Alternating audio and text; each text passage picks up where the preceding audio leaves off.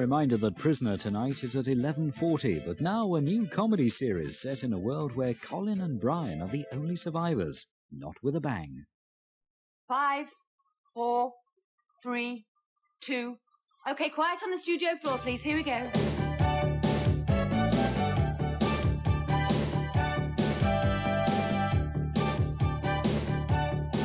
Good evening, and welcome to another edition of The World Tomorrow. In tonight's programme, how the humble turnip is helping to unravel the mysteries of deep space, and why British summertime might cause arthritis in the elderly. But first of all, we have news of a remarkable breakthrough by British scientists. Throughout the ages, alchemists have sought the elixir of eternal youth. Now that might seem an impossible dream, but perhaps not. A team of British genetic engineers might have found the answer. As a byproduct of their work on the mitotic division of the cell, they've succeeded in isolating the factor which causes the aging process. Now they have synthesized that chemical, and here it is in suspension. In this flask is what makes you and me grow older. The chemical itself, though highly concentrated, is extremely volatile. However, if a way can be found to stabilize it, then the possibilities are endless. Oh, bugger!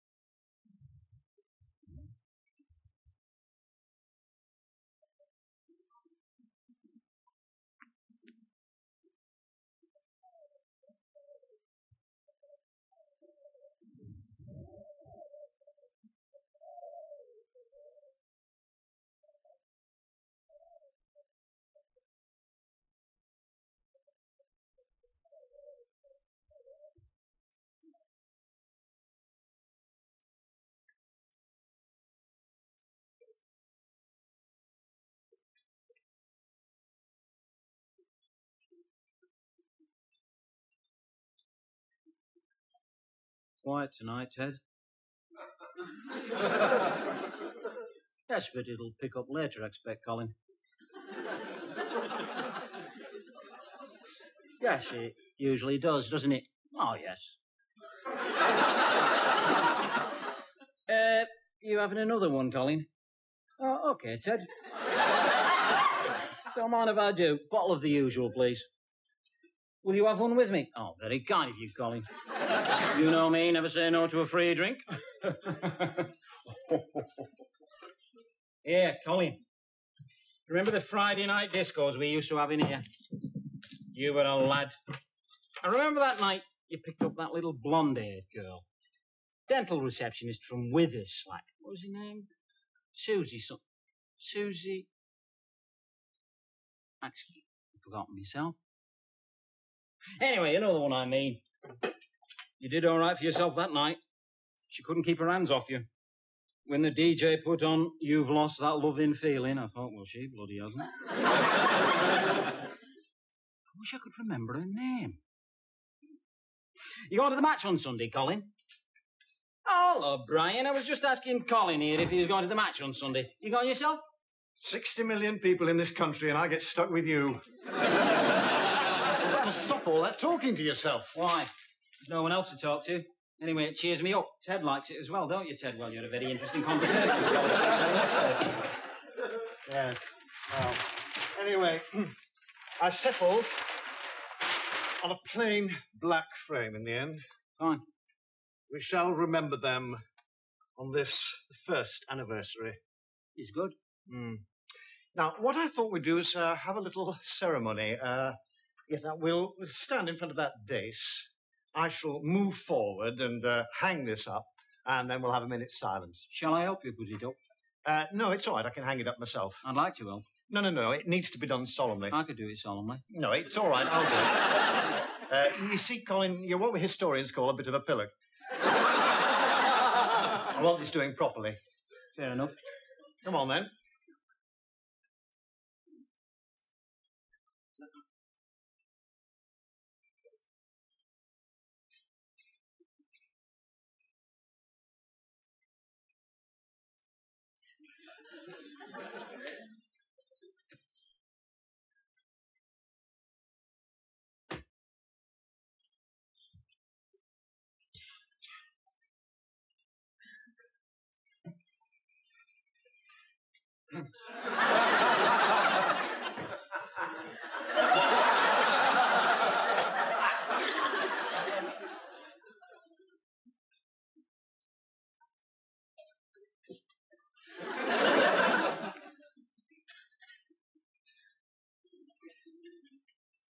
Good idea of yours, this.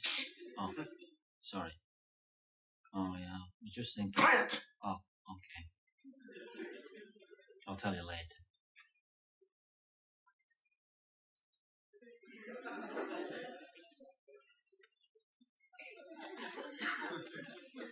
It's lopsided, isn't it? Shall I just go upstairs? No! All I'm asking you to do is shut up and observe a minute's silence, right? Is that a minute, do you think? No! I bet it is. It isn't nowhere near. 1, 2, 3, 4, 5, 6, 7, 8. All right, I suppose I'll have to do.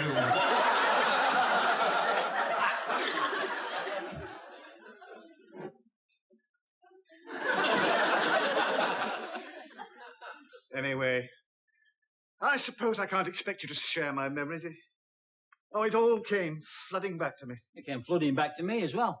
Colin, I hardly think we can grace whatever it is that goes on in your mind with the term flooding. It's more of an occasional drip. A year ago, to this very day, I was here in this very pub, hermetically sealed in that booth. I witnessed what could well have been the end of the world. Oh, it was horrible.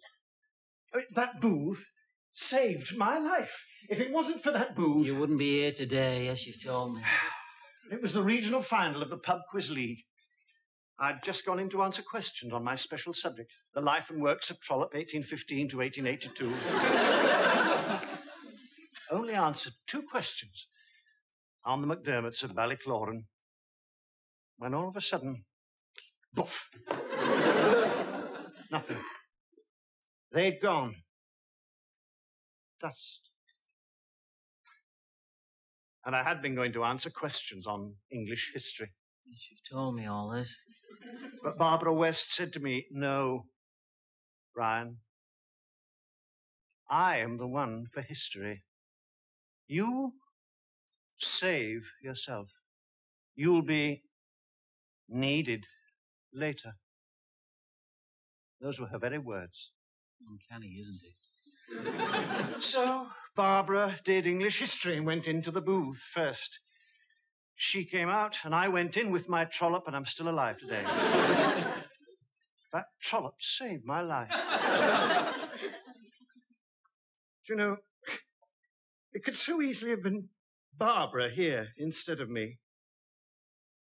Often think about that. So do I. Believe me, so do I.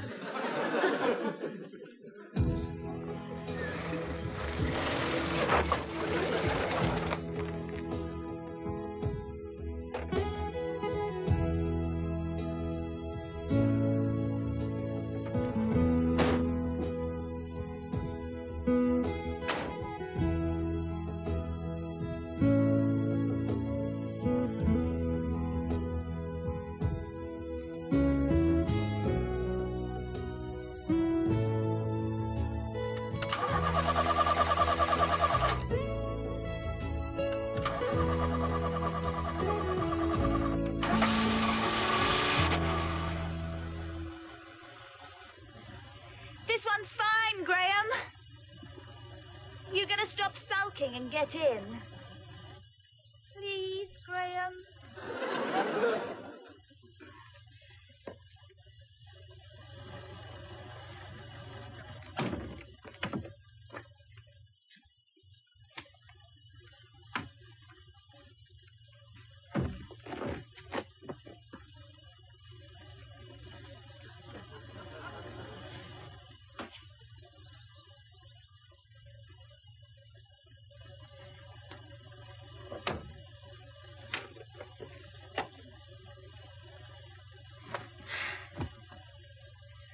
Oh, come on, Graham. Say bye-bye to Mr. Frown. A cut stout always does his best and thinks of others before himself.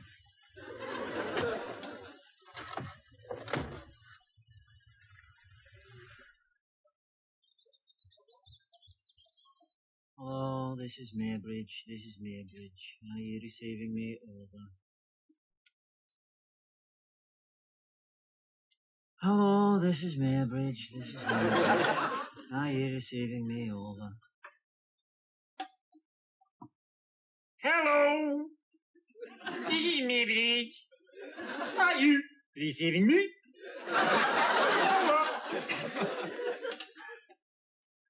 Hi there. Welcome to wonderful Radio Maybridge. This is the Colin Garrity Show. Hi there, Colin Garrity here in person. Next to caller, please. Colin, if you're going to do it properly. Well, what's the point? We have to try and make contact with any other survivors. There are no other survivors. Not round here, maybe, but with that, we're reaching out across the airwaves of the whole world. Now, you don't know who might be listening in. You got this radio from Charlie Anslip's minicab firm. So what? Have you ever tried getting one of Charlie's cabs on a Friday night? What's that got to do with it? I'm just saying, you could never get one. He was always losing radio contact with his drivers. No, Colin, the point is... You know, he took me and Dave Perry to Carlisle once, the first time they played rugby league. Then he wouldn't bring us back, just because Dave Perry was sick in the back of the cab. David Perry was a yob. I miss him. Him and Alan Hennigan, Phil Smith, Mark Bailey. It was quite a crowd of us. I miss them all. We're well rid of that David Perry. Nasty little piece of work he was. And me, Dad. Sometimes I can't believe it. I wake up at night and for a moment everything's just like it used to be. And then I remember. And I think, why? Why? Geraniums. What? The answer could be geraniums. I don't follow. Reproduction, Colin. There has to be a way to reproduce the species, even if there's only us two left. There has to be a way. If there is a way, I'm not interested. No. Cloning. You do it to geraniums. I don't want to do it to geraniums. Listen, would you? Look, it says here that from a few leaf cells of a geranium, you can propagate an entirely new plant. Now, I've read about this before, cloning. It's not just science fiction, you know. I think someone did it with sheep. Yeah, Dave Perry told me about that. It was a farmer in Wales. Colin, please. You take a few cells, culture them, incubate them somehow, and Who knows? It's not impossible. Don't be ridiculous. Yes, yeah. Look, every single cell in my entire body contains enough genetic information to create another me. Cloning could be the answer. So, with cloning, there'd be a lot more people like you around, would there? There could be millions. Exact replicas. I don't think it's a very good idea. I never said it was your fault, Graham. All I said was, as far as the doctors were concerned, I was all right. There's nothing wrong with my tubes. There you are. You're doing it again. There's nothing wrong with my tubes. Meaning, I suppose, there must be something wrong with mine. Don't be silly, Graham. You haven't got any tubes. Well, you have, but not important ones. No, but you're blaming me, aren't you? You're saying it's my fault we haven't got children. No, I'm not. But I do think you could have tried harder with your sperm test, and then we'd have known for sure. It was embarrassing.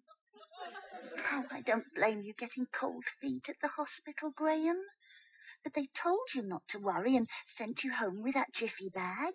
You didn't bother to post it back. I didn't get round to it. I was busy. Not that busy. Look, you wanted that flaming greenhouse putting up. I've only got one pair of hands. You've been trying and trying. And I do so want children. Well, there's no reason why we shouldn't have some. Do you really think so? Yeah. Well, there's no point trying again until Monday, Tuesday, Wednesday. Shall we try again on Wednesday? All right. Oh, thank you, Graham. Shall I put it in my diary? No, it's all right. I'll remember.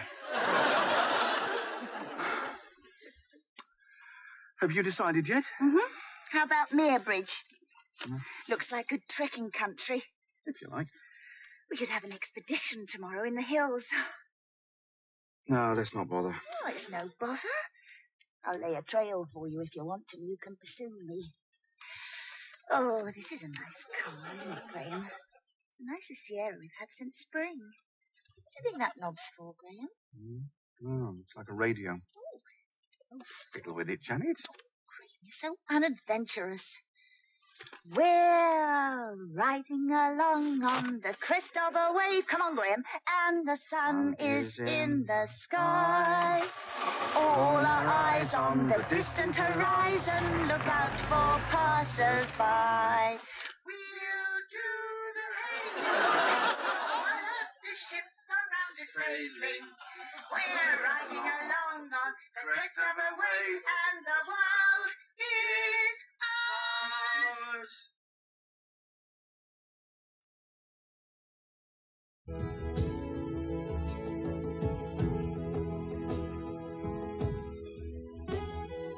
Ultimately, Colin, the future of life on Earth is assured because of the fish. Oh, yes, they'll take up the baton. They'll come crawling out of the water again. Again? That's how life started. The fish crawled out of the water. It's Darwin. Evolution. I don't really believe all that. It doesn't matter whether you believe it or not. It's a fact. Gradually, monsters of deep learned how to walk, came out on the land. Became Leeds United fans. Sorry, it's just that evolution stuff never really made any sense to me. I mean, if they all just strolled out of the water one day deciding to be people, how come there are still so many of them swimming around just being fish? If all the fish became people, there wouldn't be any more fish, but there are. We have them every night for tea. I'm sick of bloody fish. Oh, will you stop doing that? And you're being deliberately obtuse. Evolution is a continuous process. Not around here, it isn't. I've never seen any fish come crawling out of you. Oh. Well, there you are, then. Mind you, suppose you can't blame them. I wouldn't come crawling out of the water if I knew I was just going to get knocked on the head and fried. They should learn to run, not crawl. Pointless talking to you.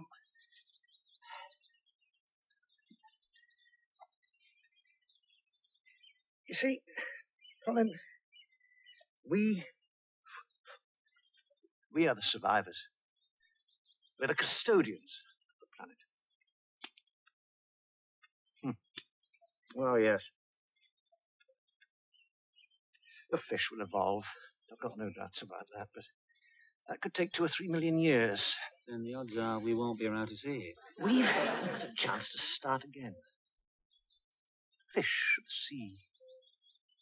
A few birds of the air. 2 of us. It's like Noah's flood. We could build the New Jerusalem. We're like Adam and Eve.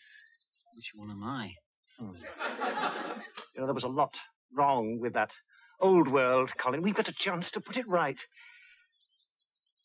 Have you ever read Plato's Republic? Don't think so. Who's it by? Plato. It's by Plato. Plato was a Greek. Oh, did he have that kebab house near the station? He was an ancient Greek. He was a philosopher. He wanted to create an ideal world where philosophers were kings. And we could be that intellectual elite. Well, I could anyway. Imagine, Colin, just imagine a world where there's no conflict, no cruelty, no greed. Imagine there's no countries. Indeed, Colin. It isn't hard to do. Nothing to kill or die for.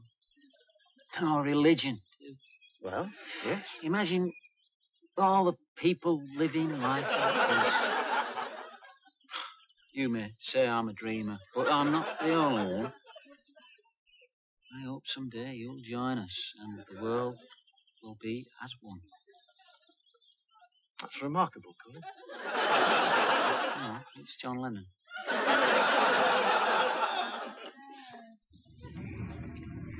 Would it help if I wore stockings and suspenders? What for? You know, the thingy. Just thought it might give you a bit more oomph. I don't need any more oomph. Well, you do, Graham. Sometimes. Would you like me to say rude things? Well, shall I wear my Akela uniform? No. That puts me off. I don't want any funny business like that. Except for, what I told you about. Graham, I can't. Where am I going to get that many donuts from?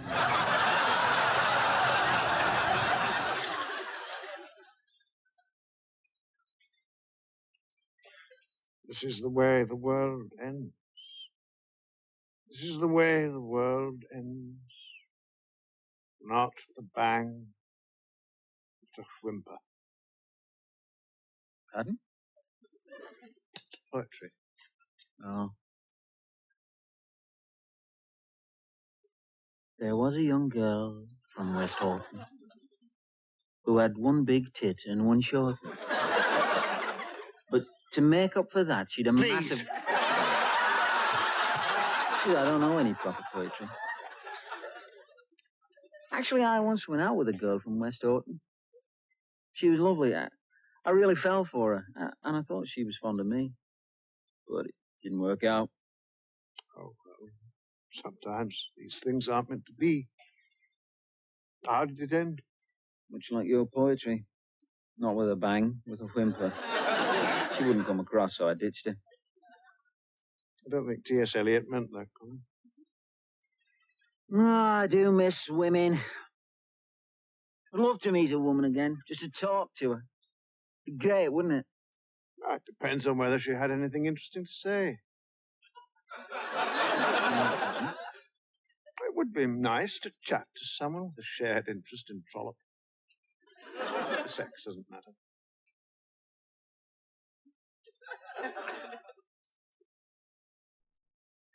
Is there anyone out there, you think? Oh, statistically, yes. Of the millions of planets, there has to be one like us. Will they play rugby league? I think so. The rules will be slightly different, though. Oh, yes. 6-tackle rule was only introduced into this galaxy a few years ago. just a thought, isn't it? There has to be life on other planets. Here are Sunday's rugby league results. Vulcan 14, Mars 8. Krypton 2, Barrow 47.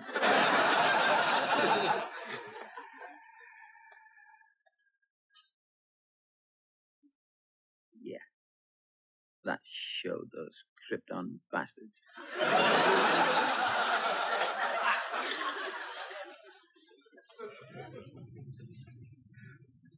Graham, I've just had a thought. I can't get any donuts, but I could probably do you a jam roly-poly. It's hardly the same, is it? Keep your eyes on the road, Jim.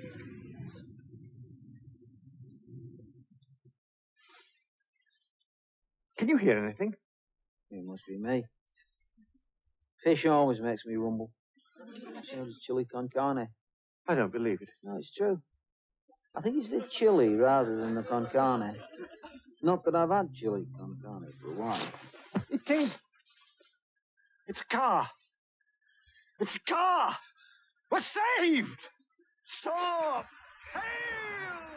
Hell, it is. It's a bloody car.